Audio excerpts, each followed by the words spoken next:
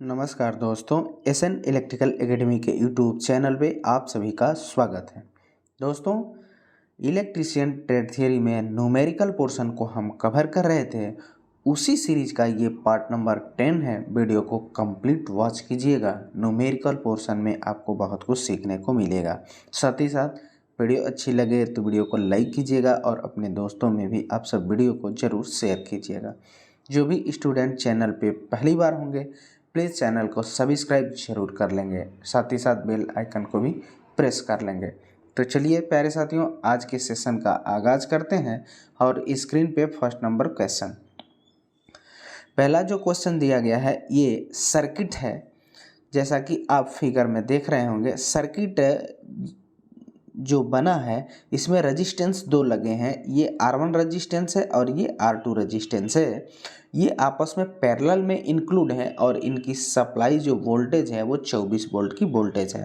Question पूछा गया है कि in the circuit show in the given figure calculate I1, मतलब करेंट थॉट 4 ओम, यानी ये जो रजिस्टेंस लगा है 4 ओम का, इसमें करंट का मान क्या होगा आपको बताना है। आप सिंपल फार्मूला पढ़े होंगे I = V/R। अब यहाँ पे देखिए कि ये सर्किट पैरेलल सर्किट है।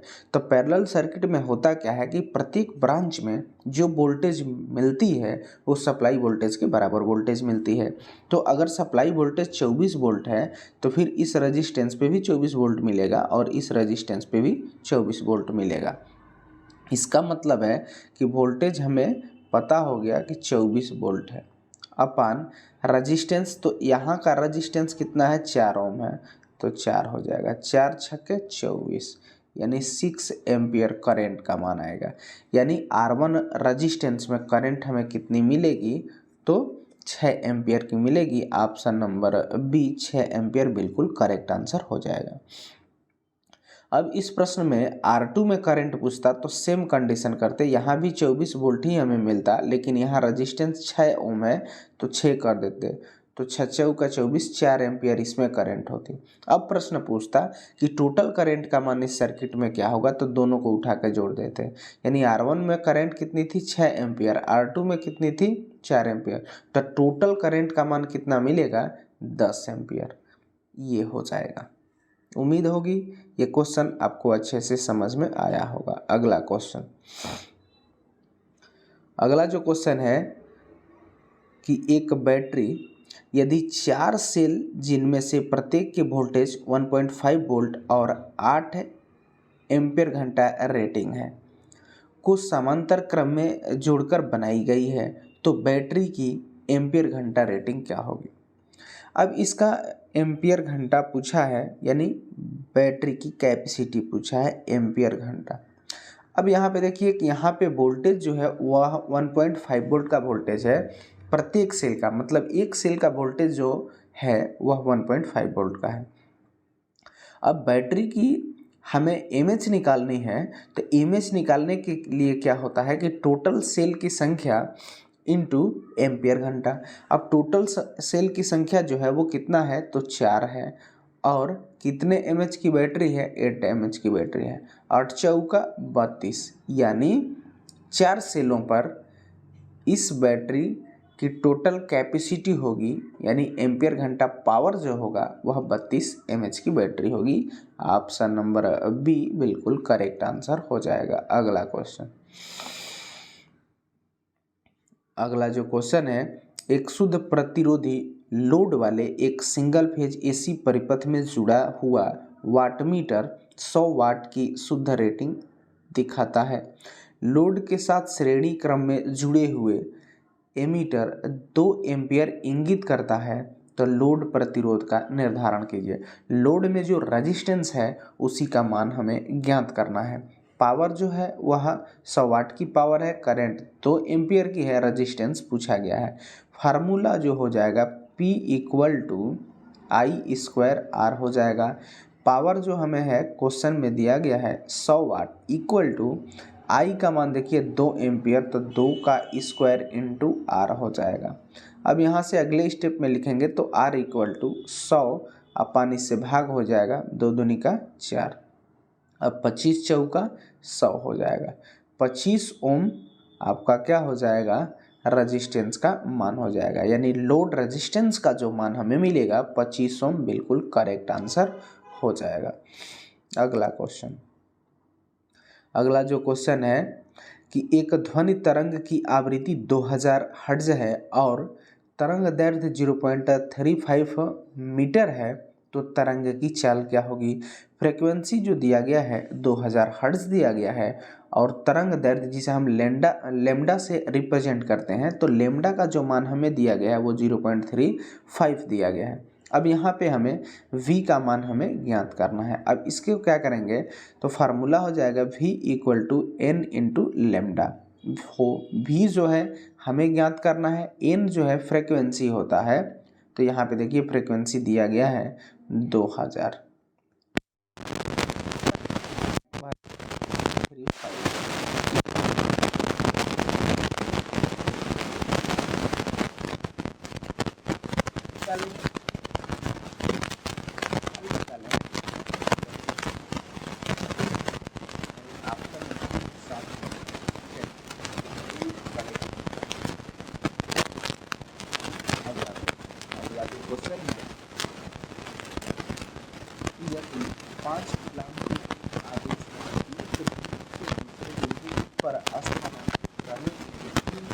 कार्य करने की आवश्यकता पड़ता है। इन दोनों बिंदुओं के बीच विभवांतर क्या होगा। आवेश जो दिया गया है वह 15 कूलम का आवेश दिया गया है और जो कार्य किया जा रहा है एक बिंदु से दूसरे बिंदु तक ले जाने में वह 300 जूल का कार्य करना पड़ रहा है। तो विभवांतर क्या होगा, v equal to W upon Q हो जाएगा। w का मान जो है वो 300 जूल दिया गया है और q का मान जो है वो 15 दिया गया है। 15 दूनी का 30 यानी 20 वोल्ट विभवांतर मिलेगा दोनों आवेश के बीच, यानी ऑप्शन नंबर ए 20 वोल्ट बिल्कुल करेक्ट आंसर हो जाएगा। अगला क्वेश्चन, अगला जो क्वेश्चन है कि 6 ओम प्रत्येक के लिए 3 प्रतिरोध समांतर में जुड़े हैं। अब देखिए यहाँ पे 3 रजिस्टेंस आपस में समांतर में इंक्लूड है और प्रत्येक का रजिस्टेंस 6 इस संयोजन 3 ओम के प्रतिरोध के साथ श्रेणी में है। अब इसका टोटल जो रजिस्टेंस है, अब एक सीरीज में रजिस्टेंस इंक्लूड हो जा रहा है। अब कह रहा है कि सप्लाई वोल्टेज जो हमें मिल रही है वो 10 वोल्ट की सप्लाई वोल्टेज हो जा रही है, तो इस सर्किट में करंट का मान, अब देखिए सप्लाई वोल्टेज कितना है तो 10 वोल्ट है, ये सीरीज वाला रेजिस्टेंस का मान कितना है 3 ओम है। अब ये 6 ओम है, ये भी 6 ओम है, ये भी 6 ओम है। जब पैरेलल में सेम मान के रेजिस्टेंस लगे हैं तो इनका टोटल रेजिस्टेंस निकालने के लिए क्या करेंगे, तो R अपन N कर देते हैं। R क्या है, तो R प्रत्येक रेजिस्टेंस का मान, तो प्रत्येक में क्या आएगा तो 6 आ जाएगा अपन N जो होता है नंबर ऑफ ब्रांच, तो 1 2 3 ब्रांच हो गई तो 3 से भाग देंगे, 3 दूनी का 6, यानी इस टोटल रेजिस्टेंस का जो मान हमें मिला वो 2 ओम मिला। अब देखिए ये सर्किट अब बनेगा तो ऐसे बनेगा, तो ये दोनों रेजिस्टेंस 2 ओम और 3 ओम किस में हो जाएंगे, तो समांतर क्रम में हो जाएंगे। तब समांतर में क्या हो जाएगा R1 + R2, तो 3 अदु 5 हो जाएगा। टोटल रेजिस्टेंस का जो मान हमें मिला वो 5 ओम मिला। अब हमें करंट ज्ञात करना है, तो करंट के लिए फार्मूला क्या हो जाएगा, I = V/R।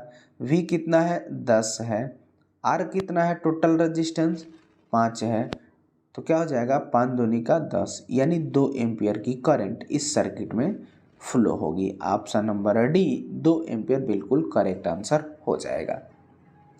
उम्मीद होगी कि ये क्वेश्चन आपको अच्छे से समझ में आया होगा। अगला क्वेश्चन, अगला जो क्वेश्चन है कि एक लैप बाउंड दिष्ट धारा जनित्र में 8 पोल और 240 चालक यानी कंडक्टर हैं, समांतर पथों की संख्या होगी।